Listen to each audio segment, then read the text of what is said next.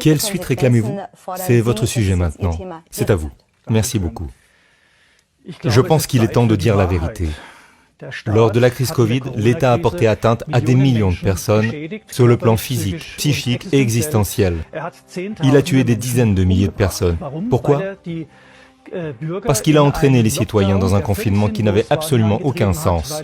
Parce qu'il les a entraînés dans ce que je considère comme une campagne de vaccination criminelle. Avec un vaccin dont on sait qu'il n'a qu'une utilité marginale et un énorme spectre d'effets secondaires.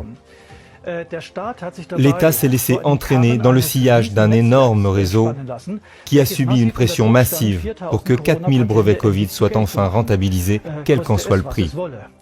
Et ne nous faisons pas d'illusions, le confinement, l'obligation de porter un masque, le harcèlement des citoyens et le dénigrement des critiques n'avaient qu'un seul objectif: créer une pression pour qu'un produit de la recherche sur les armes biologiques puisse enfin être vendu à des fins civiles.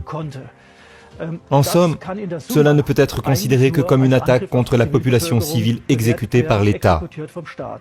De graves crimes ont été commis à cette occasion, notamment par les ministres Spahn et Lauterbach, ainsi que par les directeurs d'Institut Ville et Ciszek. Je pense que nous devons parler de blessures et d'homicides par négligence. Si nous sommes un État de droit, ces crimes doivent être jugés, car les prochaines attaques de ce type sont déjà prévues et continueront de nuire à notre santé.